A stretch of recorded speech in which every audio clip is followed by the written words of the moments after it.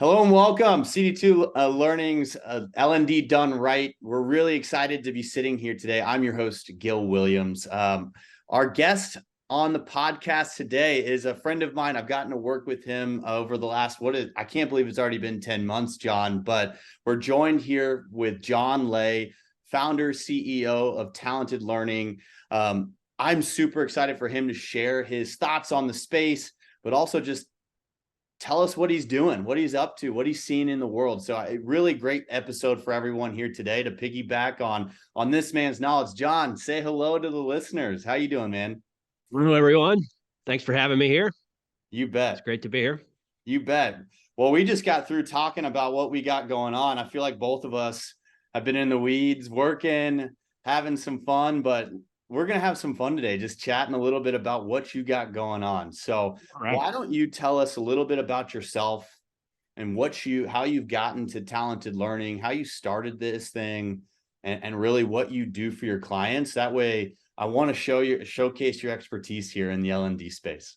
All right. Well, hey, thanks again for having me here. This is exciting. I have my own podcast. I'm on the other side of the interviewing table, so it's fun to actually have questions directed my way.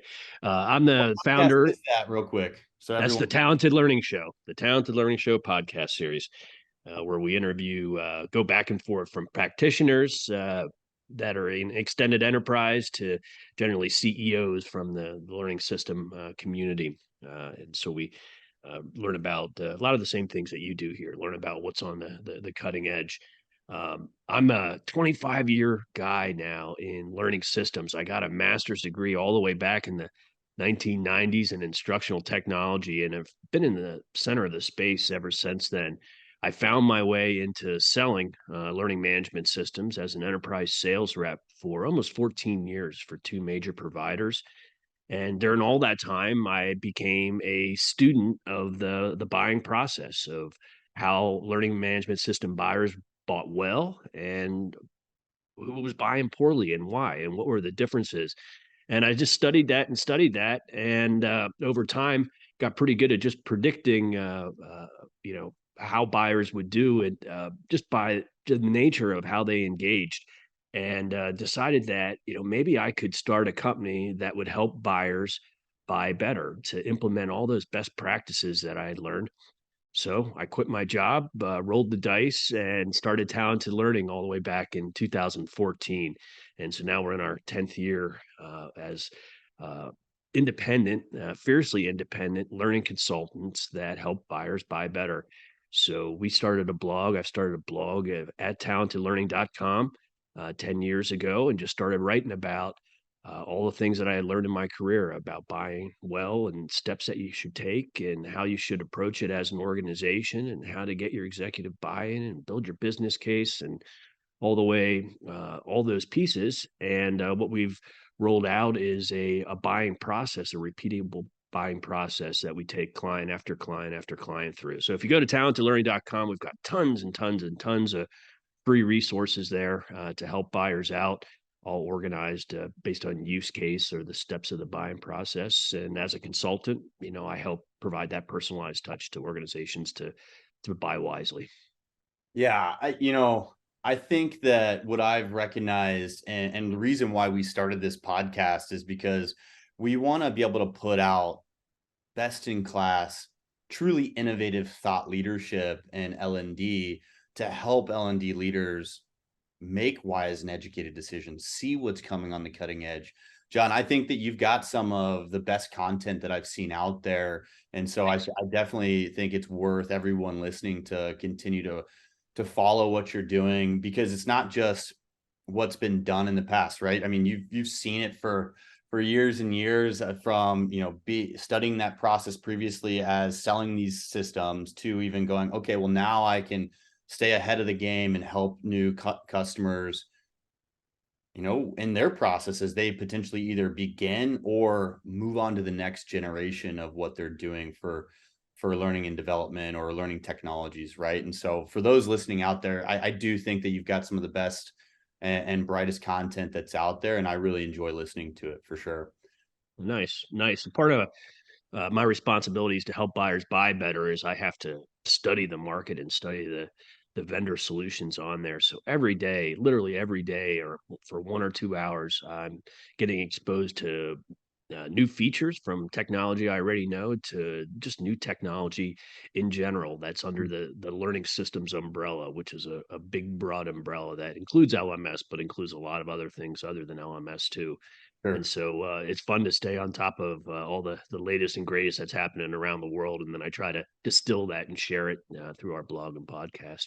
Well, there's so much that's happening right now, right? I mean, there's so much going on, new thoughts, new test, technologies. How do we test what could be next in this space to really drive more engagement or more productivity or retention? There's just a lot of cool things happening in the space right now. It's a fun time to be working here, right? I think that that's a great leeway though into a lot of people are starting to think, okay, well, we need to do more. We need to do better. Why don't you walk us through some of your experiences? What did buying, learning technologies look like? What were you solving for previously, in the past? And how has that evolved over time? And I'd love to get some forward potential thoughts from you as well. Like, what does that look like in the next 2 to 10 years, even for the buying process? What's going to be important there? Yeah, the buying process has really changed a lot because of the evolution of the cloud and of mobile technology. But back during those almost 14 years that I was carrying an enterprise sales bag, there was only 15, 18 competitors at any given time. And so most learning management systems were looked and felt like the next one in the street. And so for buyers, it had a manageable number of systems that you could look at and evaluate and choose one, and it probably didn't matter a whole lot which one you chose. But then something started happening. All of a sudden, instead of the 15, 18, there was 25, then 55, then 255, then 500. And now there's over 1,000 different learning systems that are viable that are out in the world. And so what's ended up happening is that buyers have the added challenge now of which of those 1,000 do you look at, and how do you know you're buying the right one, and where do you start, and when do you stop looking? Do you evaluate 3? Do you evaluate 300? You can't evaluate all 1,000. I've been trying for 10 years now, and I can only get to about 350 at this point. And so there's a lot of uncertainty and risk there for buyers just by the nature of this big marketplace. So I started 10 years ago, going one solution at a time, putting on my recovering sales guy hat and saying, okay, if I was working for this company, who would I sell to? Why is this system different? What are their unique differentiators? What problems are they solving in the marketplace? And so what I've come to understand as I continue this process daily is that the reason there's 1,000 learning systems out there is because of specialization. And that specialization can be on the use case, like who the learners are. Are they employees? Are they students? Are they K through 12? Are they your customers? Are they your partners? Where in the world are you located? If nobody in South America wants to buy, American-based systems. They want to buy systems from organizations that understand the culture, the language, more than just doing localizations. Or is it specialization by industry? Hmm. So, knowing and understanding the federal government and not knowing it is light and day for organizations. And same goes with healthcare. And same goes with associations or nonprofits or finance or mining or you pick a vertical, the specialization in that from what the training challenges are to the solutions that understand them and can talk at a business level. And Hmm. so the flip side of all that confusion is that for every buyer out there, there's specialized systems that specialize in exactly what they're trying to do. And so the trick is to find yourself to a learning solution as a partner that provides the services and the solution that you need in your specialization so that you can achieve measurable advantages. We'll get to talking about what's different right now and getting buy-in and things like that, but it all comes down to measurability. And so Hmm. the best solutions can the best practitioners prove that the learning is working and making an impact on their business in some way. And being able to prove that is really how learning organizations grow and mature and become strategic and not just cost centers. Well, that's a really important one, and something that we at CD2 Learning come across quite a bit, right? Because an old and it's been a long time way that it's been seen in the space as the training, learning, and development space is a cost center. But what it's our jobs and what we do is to educate and support our clients or the people that we serve. And how do you build and educate how this can be a true profit center or build productivity from that? So in essence of that, so let's dive in there. What are those challenges that organizations, like, are there 5 really kind of trending challenges or key challenges that organizations are looking to solve for, and then the metrics that they should be looking for afterwards to see, okay, I'm trying to solve for these challenges, and here are the metrics and the results that are coming from the strategies that we're implementing? Mhm. Well, if we look at just the corporate space, the challenges that you're trying to solve are based on the audiences. So is it your employees? Is it your customers? Or is it your channel partners? Those are the 3 main groups of learners that exist. And so for all of those, sometimes there's one organization and one learning management system that supports all 3 of those groups. Sometimes organizations will, buy a different learning solution and have a different team that runs it for each one of those groups. Neither is right or wrong. It's just how it's designed. But if you're an employee, some of the things that they're trying to solve is developing a culture of learning, continuous learning. They're trying to get employees onboarded and ramped up and doing their job as fast as they can. They're trying to increase employee satisfaction in general, the pride of working with an organization.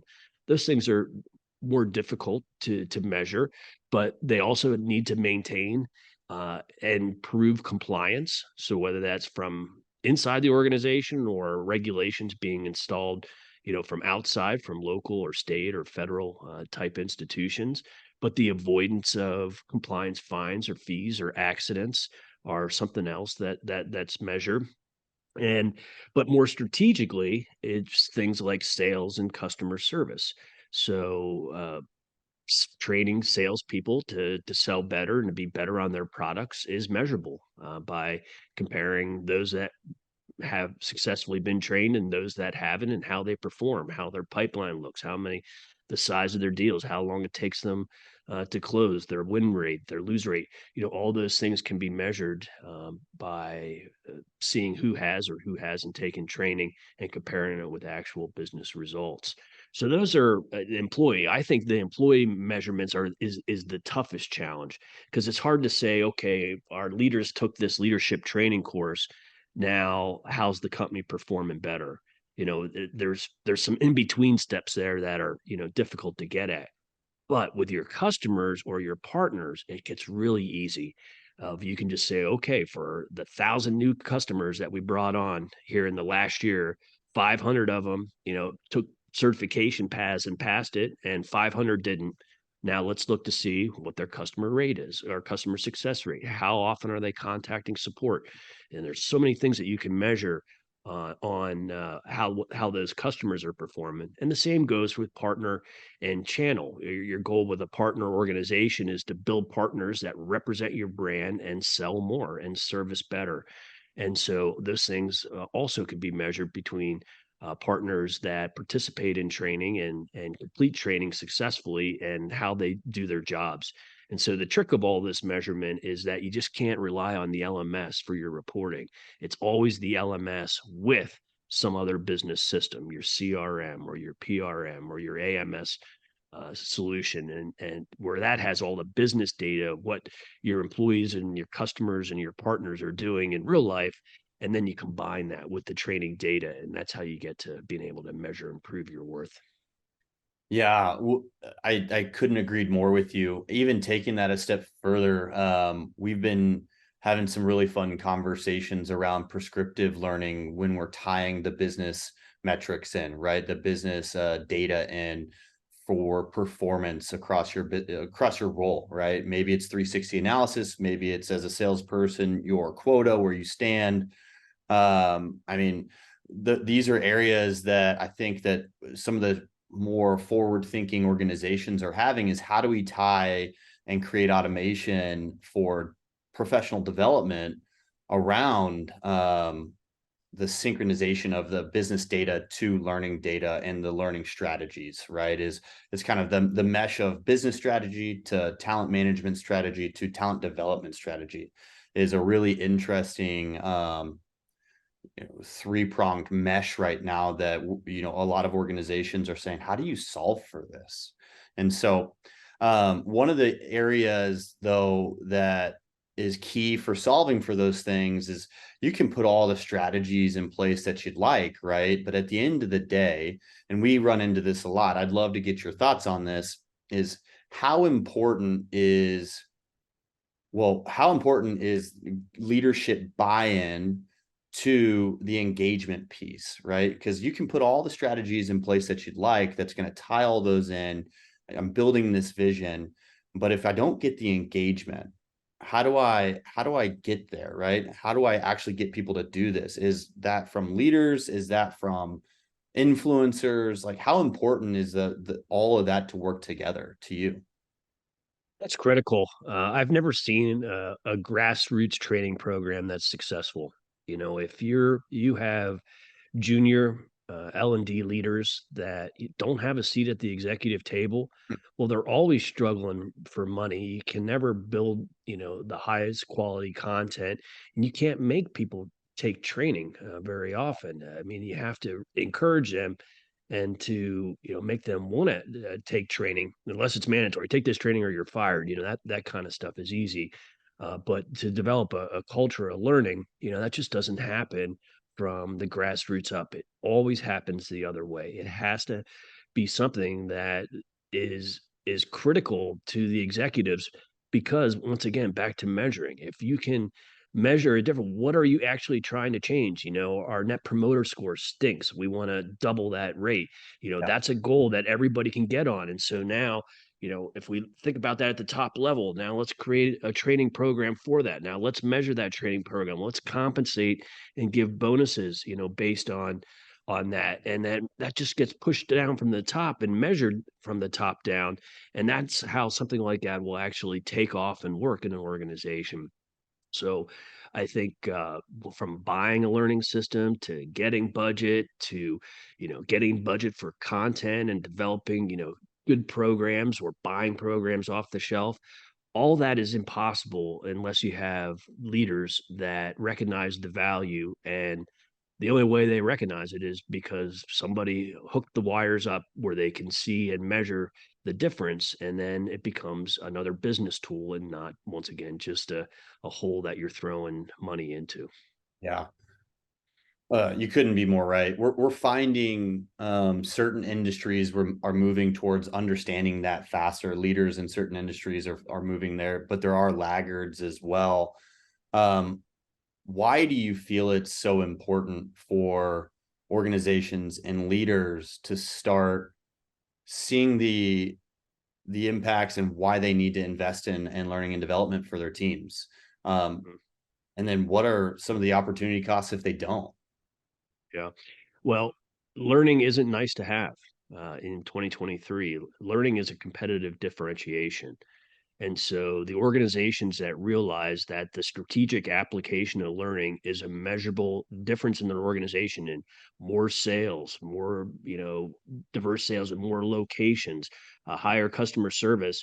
If you have two equal customer or two equal competitors in the industry, and one is measuring the impact of learning and using it as a strategic tool to get ahead and the other one isn't, well, there's your opportunity cost. The one that isn't is gonna get driven right out of business or to be the one that's acquired and gobbled up over time.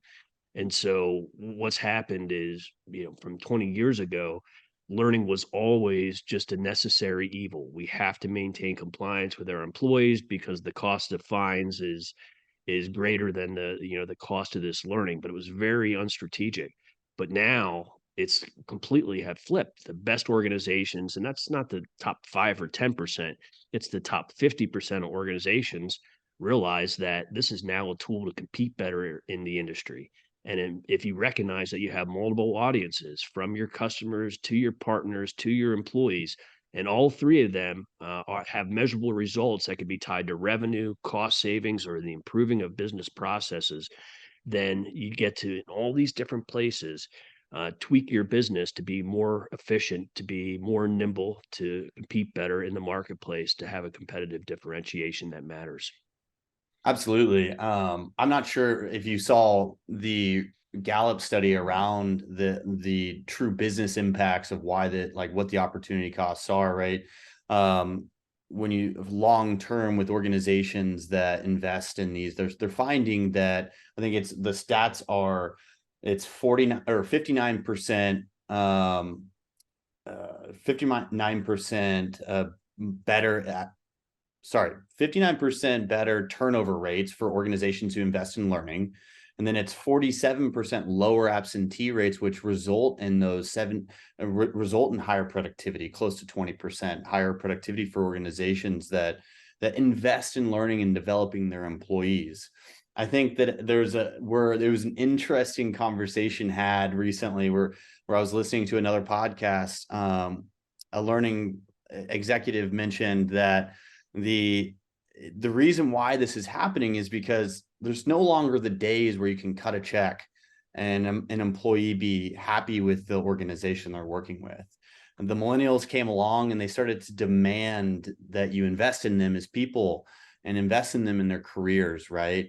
Which then led to productivity, led to retention. And then now Gen Z, it's an expectation, and it's not based on laziness or them being, just impatient. It's they understand their options. This is becoming an expectation across all industries and all career paths, especially in the TikTok world, where you can go videotape yourself, do whatever, and make a decent living. They understand their options if you're not going to invest in them as themselves and as people. And so it's really an interesting world we live in to see this transition kind of generationally to where learning and development strategies are going, right? And so it's been a fun time to be here as well. For sure. I think there's to pile on to that idea, there's just a divergent gap between what you learn in university and how to apply that in the job, or applying those skills in the job. And there's very few degrees that is a one for one transition. So you get this degree, now you can just plug and play in anywhere in corporate America and be efficient. There's a gap there between that practical knowledge that you need on any given job and what you learn. And that gap grows over time, the more time that you're out of your university. And so, in addition to the younger generations demanding more, organizations are demanding more because you're never done reskilling. You're constantly in a reskilling, or you should be as a professional, constantly in reskilling and adding to your skills. And some of the skills, will go away as technology changes and evolves. But things happen so fast out there. I mean, just look at AI in this chat GPT. I mean, Yeah. I didn't even know what that was 120 days ago. And now, there's not a learning organization in the world that's not thinking about that and how that could, impact their business and how they run training. But nobody was studying chat GPT in school and university. I mean, nobody. I mean, probably nobody. And but now that's like a huge skill. Maybe That's now, maybe maybe now. now they are. Yeah, now everybody's doing it.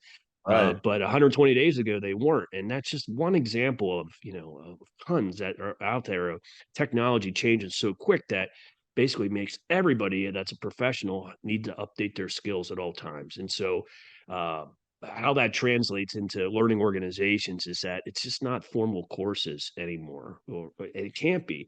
It's a combination of courses, but resources and daily learning and daily skilling that is what helps you develop a culture of learning in your organization. And once again, that's got to be passed down from the top. That culture of learning has to be important. You have to, provide time and materials and political backing to that to develop that culture. And by doing that, that turns into, once again, this competitive, measurable differentiation.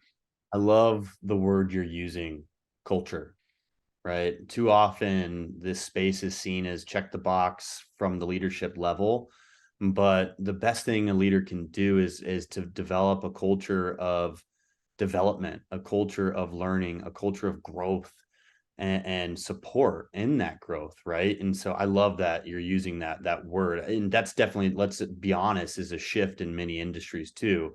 And just it's a cultural shift, Yeah. right? It was almost a weird thing to talk about. No, you go get your development on your own time, but you need to do this job. No longer can you do that. You want to invest in these people to develop and to grow and stay with you and to continue to create a culture that's long term, right?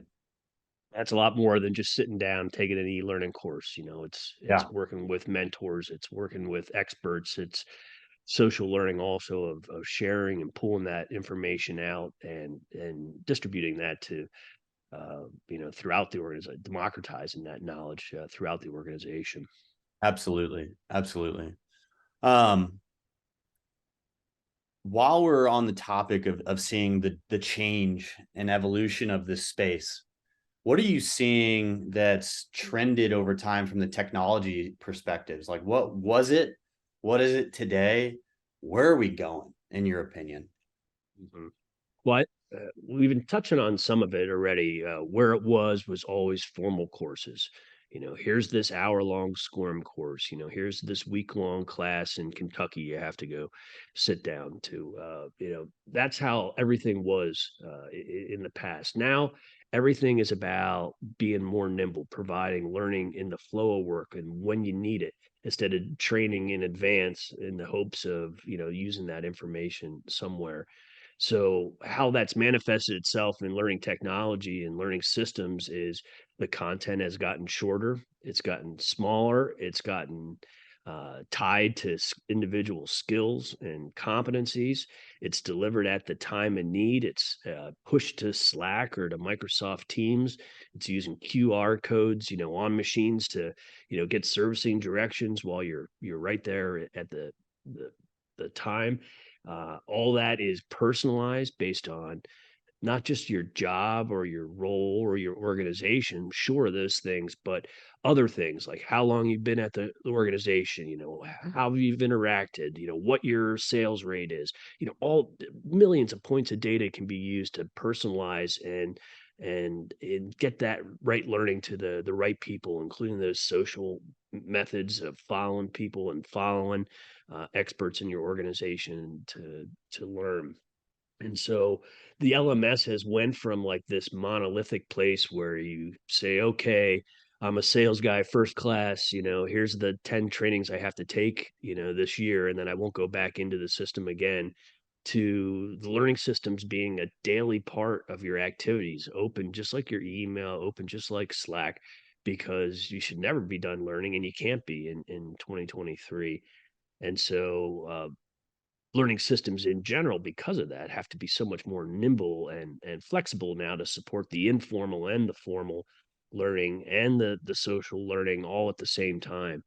And then from a technology standpoint, all the things to support that. So we see a lot more mobile apps now, using AI for content creation and for administrative purposes and for data analysis.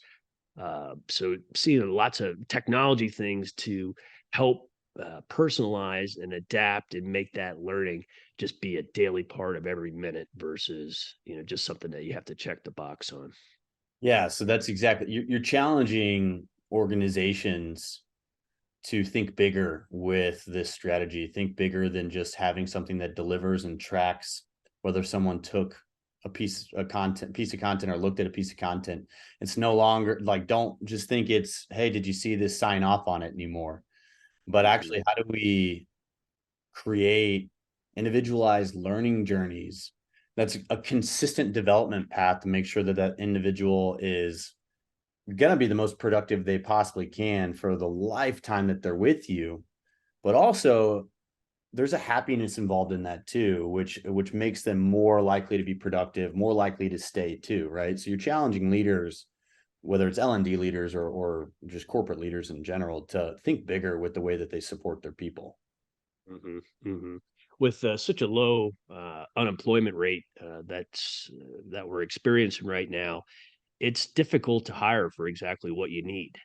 There's a big development component in that, and so you were framing it around the younger generations, but I think what the younger generations realize that if you're not training them, they're going stagnant, and so, having that flexibility and that fluidity is really important to everybody because not only for the measurable results that we're having, but that your skills will just get stale in 2 years, in 5 years, and make you less marketable in general. And so I think that's what's also seeing all the perfect storm of things coming together, the ability to measure, the ability to get learning where learners are and where they're needed, and the lack of university to prep you for life anymore. And so those three things come together and really drive the need for daily learning, and learning technology being a key pillar in your tech stack in any organization. Yeah, I mean, it's the low unemployment rate, which making it competitive. But at the same time, you touched on it there, is that even if you do get someone in, if you're not investing in them, they're gone. And so they'll continue to flip and jump, which is culturally acceptable now. That's okay. And so if you don't invest in them, they're leaving. They're leaving. It's as Yeah. simple as that. As Yeah. simple as that. So for employees, that's a big benefit now. I've watched the pendulum swing a couple times in my career, and you'll when it swings the other way, when there's when the employers have all the cards, when there's a glut of candidates for every position, that's when they seem to train less. So organizations will have a better opportunity to hire for exactly what they need. But those times are getting fewer and farther between right now with this labor market. You have to invest as an organization in your people if you have any desire to turn them into long-term productive employees. For sure. Okay. Well, if there are three key questions that you would recommend an L&D professional have in their back pocket when they're reviewing learning strategies, learning technologies, what are those three questions you would ask them to have in their back pocket or My recommend? first Yeah, well, my first question that I ask, all potential clients and clients is why? What are they trying to do? What is the end goal, and how do they know if they're gonna be successful? I think the best organizations start with the end in mind and work backwards from defining their requirements, defining what kind of learning it is, defining what type of functionality they're going to need from a platform standpoint to do that. But you can't answer any of those questions unless you're crystal clear on what you're trying to do. And so that's what I start going after immediately with all potential clients and new clients is what are these measurable things? How are you going to know if you're successful in 3 years, and why? And then work backwards from there, because if you work the other way, what you end up getting is, you can buy some ginormous system that can do everything because, oh, I might need to do this, or I might need to do that, or I might need to do this. And the next thing you know, you have something that can probably do all those things that you're not going to do, but you've missed the ball on what you have to do, what is mandatory. So that's the first thing is who are the audience and what behavior are you trying to change and how are you going to measure it? So those are probably the three, most important questions. I think the other, questions to ask yourself as an organization is how much help you're gonna need, because one of the big differentiators, in, the learning system solutions out there is they go all the way from the assumption of self-service all the way to full service. And self-service being that you don't need any help. I got a big team, we know what we're doing, what we're trying to change is small, and we're going to load our own courses in and configure it, and we're going to do it ourselves. And so some organizations can buy like that if that's what their scenario is, and there's lots of solutions that have those self-service. But the other side of the coin is, we're going to need content development help. We're going to need video help. We're going to need help with strategy. We need help with measurement and analytics. We're going to need managed administration, perhaps, to, help run this. We're going to need not only administrative support, but we'd like to provide frontline call center support to our employees or to our customers with this learning system.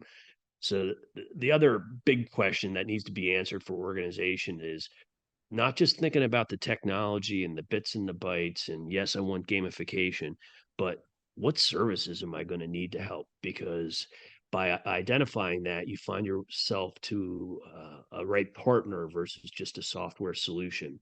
And that's a big critical piece of success in my experience of recognizing what help you're going to need early and building that into your selection process to find that right partner that provides the technology. Once you figure out those two things, I think third most important is the technology itself, because if you understand those other two parts, it gets a lot easier to what type of things do I need in my system to be able to make this happen.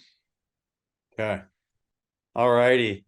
I think there's a lot of knowledge in that and there for a lot of the listeners out there that understand what you're looking for before you start looking, because there's so many different things that are out there. It can get very overwhelming. I go into a lot of conversations saying, how many people have you talked to yet? Are you tired yet? Like, are you tired yet? Right? It's because it's so easy to get overwhelmed with what's out there. I don't know what I'm looking for. And so it's really easy to get off track. So there's a lot of knowledge in that. So thank you. Um, I asked the same question, and by the time they get to me, they've always talked to too many. That's why they're calling, for help at this point, because yeah. they've talked to too many. But I think one quick thing. I know you're trying to wrap up here, but one Oh, quick thing you're on all right. strategy. Quick thing on strategy. So, it's not easy to get the budget to replace or buy a learning management system. And so when it happens, it'll be like, okay, we'll go through that budget process, and now you'll have it in 2024. You're going to get this. This budget opens up, and then January starts, or you start to review these vendor solutions. And what ends up happening is that you get yourself into this analysis paralysis of talking to too many, while your window starts shrinking of when you're going to have to select this system and buy it, because it's not a given that it's going to roll over into 2025 budget. So you have this window that you have to get this purchase done. And so good buyers spend their time before that window opens going through all the processes that we talked about so that they can get down to a narrower short list of viable solutions and spend their time really digging into those solutions and those partners at a deep level. Silly buyers do the opposite, where they talk to 50 different vendors, they get to know them all at this level, and then they run out of time and they make a poor decision because the clock is ticking all the time. So Or don't probably make a decision at all, right? or don't make a decision at all because they get into analysis paralysis. But the nugget of advice in there is it's better to spend your time, more time with less solutions, so that you can really find out who your partner is going to be. Because once you buy a system, at the very least, you're on it for 3 years. Because you just can't buy a system and then go back to your management and say, yeah, I bought the wrong system. We need to go buy another one. I mean, I guess you can, but that's a terrible conversation to have. Yeah, good And luck. so if you want to keep your job anyway, so you're on it for the next 3 or 5 or 7 years. And so, you just can't mess around and do that too quickly, because if you end up hating them and your partner in year one, and you still got 5 or 6 more years till you get budget to do it again, that's a long slog. Well, that's when they call John Lay. That's when they call. That's when they call. If it's easy, nobody calls me. They only call me when things are hard. Well, it's hard. There's, like you said, there's thousands of vendors out there. And so one of the first things I try and do is say, hey, let's just have a conversation. I need to know if I can even help you. Because there's too many people that push in this space and forget about what the purpose of what we're here for. And that's truly to impact the people that are going through the system. We're here to help and support the people going through the system and make them feel better about themselves and what they're doing. And so if you keep that in mind, and I wish that more people like CD2, that's one of the things I'm very proud of our organization, right? But I think that professionals that are researching this should keep that in mind too, is that at the end of the day, we're here to support. So do that work up front, figure out who can be that right provider, get really picky on what you specifically want, and work with the best John Lay in figuring out what that is, right? And so That's it. Help that's them buy. there you It's go. the best people in your shoes they help they help their customers buy versus sell to them. And it's It's nothing worse than two in the door and one out the back, right? I mean, it doesn't make sense as an organization. It doesn't make sense if we're truly here to serve, right? yep, And so great. that's what I always try and make sure that we understand what the goal is of every outcome, right? And so hopefully more people get on that boat too. Well, All John, right. for those people looking for support in their buying process or just want to listen to your content, where can they find you? Talentedlearning.com. We've got everything. So come on, stop by there, sign up for our newsletter, and stay in the know. Awesome, man. Well, hey, thank you so much for coming in, joining me here today. We're going to do this again. I know we are. We're going to continue to have fun. This industry changes too frequently to not have more and more conversations and share what we're learning. So I enjoyed this. I'm sure all the listeners enjoyed this as well. So from all of us, thank you for sitting down with us. We appreciate it, man. Outstanding. I had a blast. Thanks for inviting me. You bet. You bet. Well, thank you everyone for listening to L&D Done Right, presented to you by CD2 Learning. Thank you, John Lay. It's been an awesome time. You have a wonderful day. Have a great day, everyone. Thank you. Bye.